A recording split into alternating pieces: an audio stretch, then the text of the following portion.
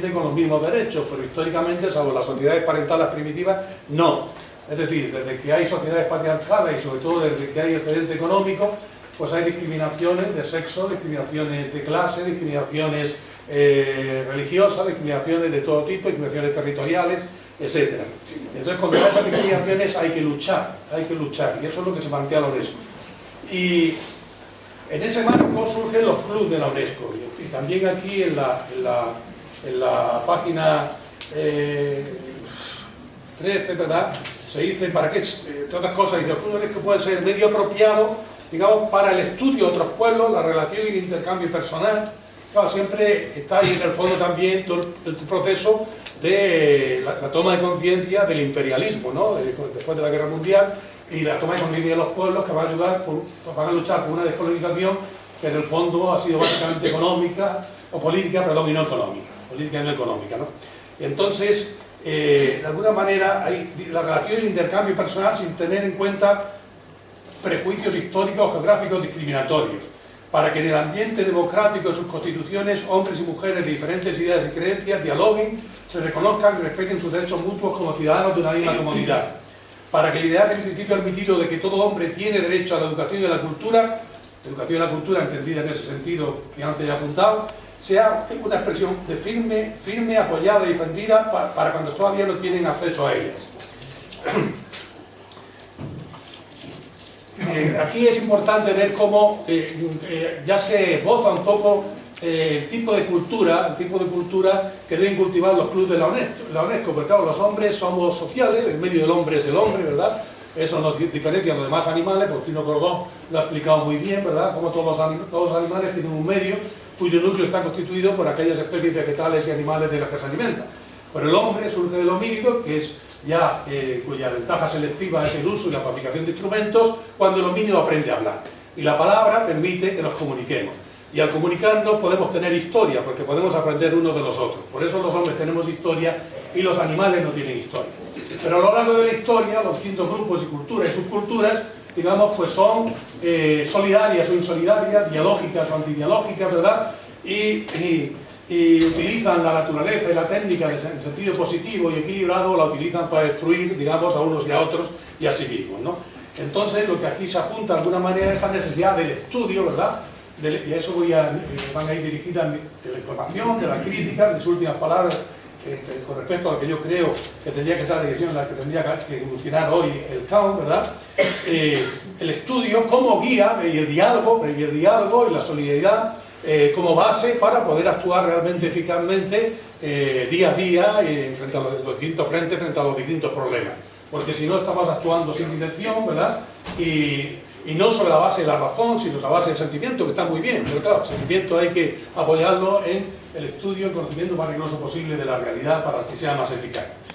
Bueno, y luego había pensado esbozar rápidamente, los conocéis los detalles, aparte aquí se ha visto, ¿no?, cómo los viejos socios, bueno, los viejos socios con mucha experiencia, con una larga vida, tienen muchas cosas que contar, saben mucho del campo, como sabéis la mayoría de vosotros, que sois también socios de muchísimos años, ¿no? Pero yo simplemente era repasar cómo el club surge también cuando España está cambiando. Se ha salido de la larga noche de 1839, 1850 y tanto, ¿verdad?, del predominio del terrorismo físico, la violencia física frente a los vencidos y del terrorismo espiritual frente a todos, ¿verdad? Yo nací en el 43, pero algo de eso todavía me llegó, ¿verdad? Donde se intentó incluso volver a una nueva Edad Media. Los años antes de que se produjera el giro en la Primera Guerra Mundial, la Iglesia soñaba con que aquí íbamos a volver a la Edad Media, ¿no? Eloy Terrón, que ha sido mi maestro, yo tuve que tener la suerte de conocer a los grandes maestros, ¿verdad?, que son Cordón y Terrón, ¿verdad? He buscado entre los filósofos, yo soy de filosofía, doy de sociología, todos los congresos a conocer, y las dos personas más interesantes que encontré pues son ellos, y bueno, he tenido la suerte de disfrutar, como vosotros, que también son socios del CAM, de su amistad y de su pensamiento, ¿no? Entonces, Eloy Terrón, y ahora hemos abierto, no sé si lo habéis visto en la página web, el otro día el comité permanente le sugerí y aprobó que abramos una biblioteca de Eloy Terrón, que murió Eloy el 25 de mayo de 2002, yo vengo transcribiendo inéditos suyos, ya antes había publicado algunas otras cosas, he publicado ya está en la web, ¿verdad? Y también salió en rebelión todos sus escritos de educación y enseñanza, casi todos, porque algunos no han aparecido, que son 811 páginas de la web.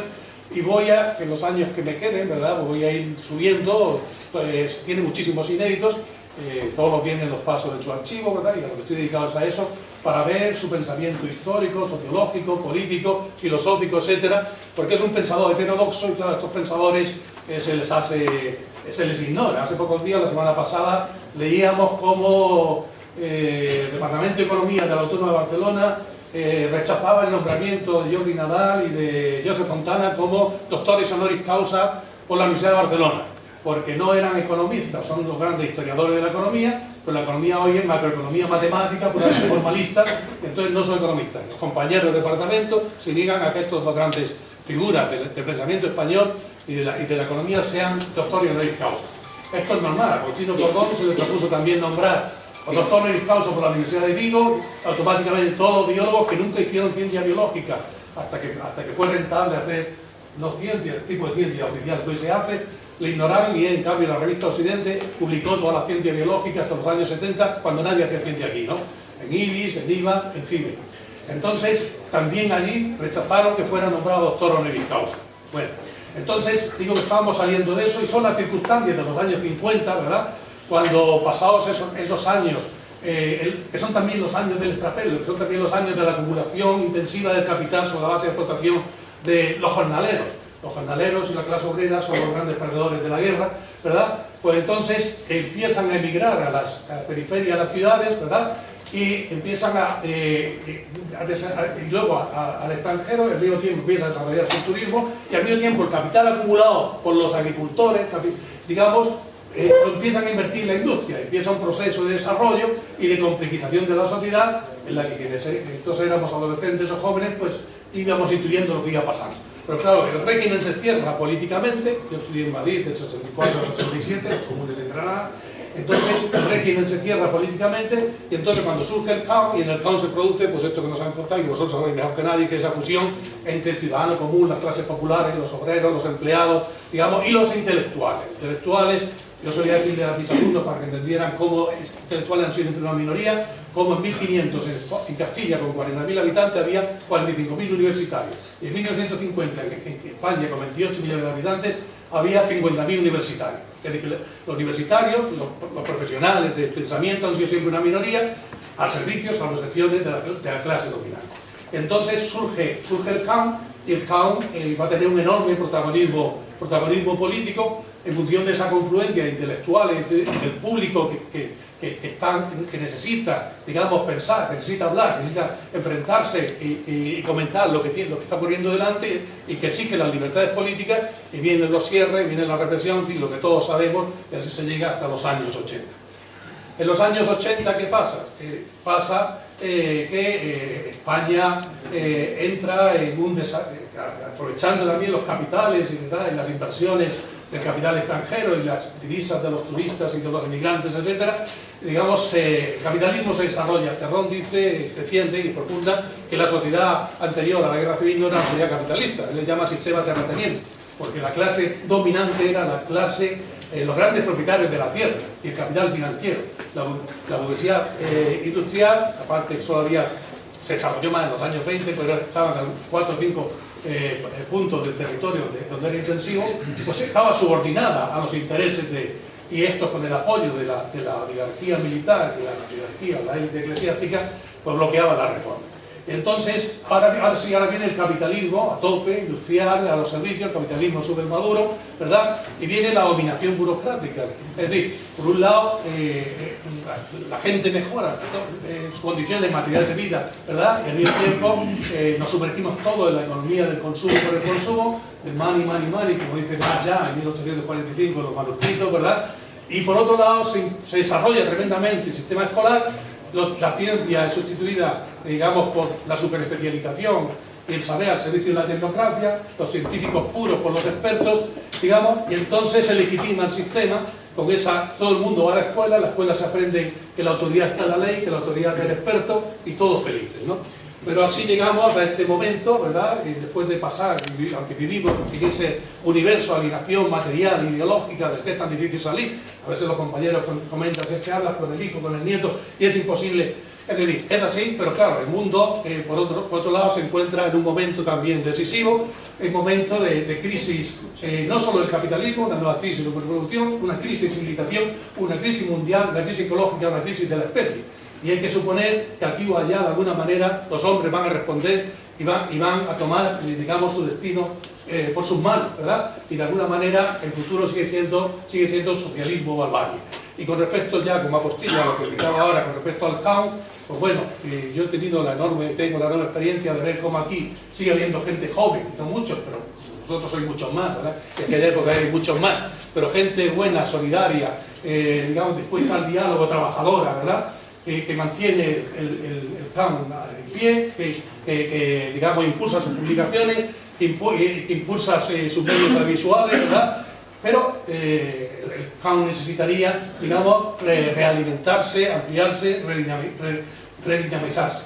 Y así como ha venido siendo en los años, en esa segunda etapa, un aula de reflexión y de debate que se ha ocupado sobre todo del problema de la paz y el desarme contra la otra. No, yo soy de Granada y a veces bailo contra la guerra de Irak, contra la guerra en general, y últimamente con la memoria histórica, ¿verdad? Pues haría falta digamos, de alguna manera que los distintos talleres y más nuevos talleres que hubiera, en lugar de estar tan volcados hacia el activismo político, digamos, abrieran un espacio para dedicarlo a la reflexión, al análisis, ampliaran el número de sus miembros y siguieran abriendo nuevos frentes, pero siempre sobre la base del estudio y la reflexión. Y bueno, muchísimas gracias por haber tenido el placer de escuchar a todos.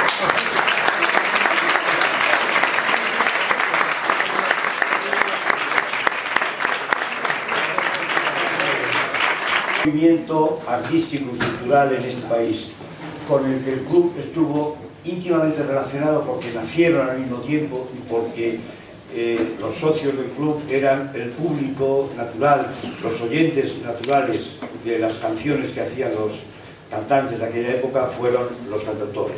Aquí se cantó mucho. Cantaron gente en este escenario y me hace gracia que haya una mesa, porque ahí veréis fotos de gente cantando detrás de la mesa con el micrófono de pie. Pues a mucha gente, algunos de ellos están aquí esta noche, no les voy a denunciar públicamente porque están muy mayores y no los reconocerías. Así que vamos a quedarnos con esas canciones. Luis Pastor va a hacer lo que pueda con este público tan difícil y luego pasaremos a charlar un rato.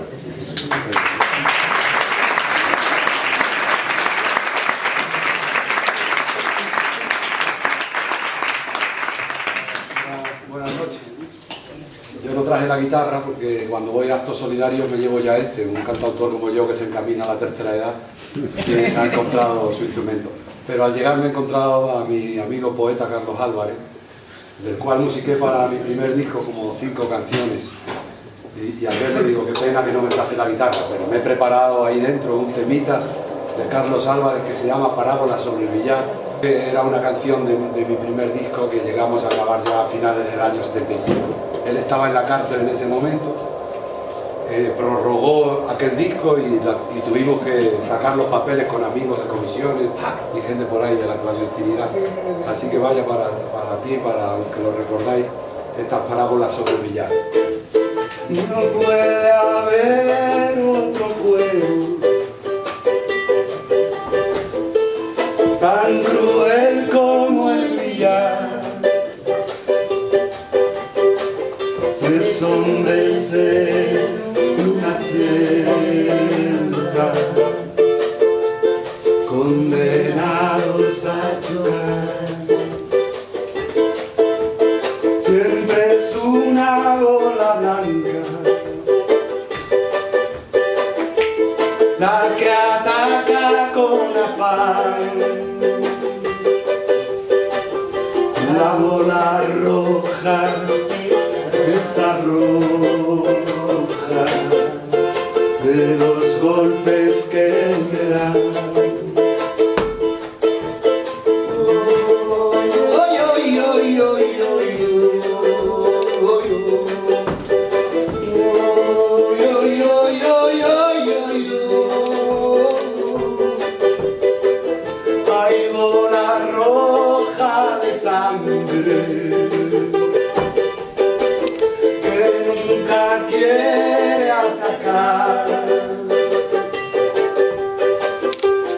blanca bola de miel que la ayudas a olvidar. Se me ha olvidado, ¿no?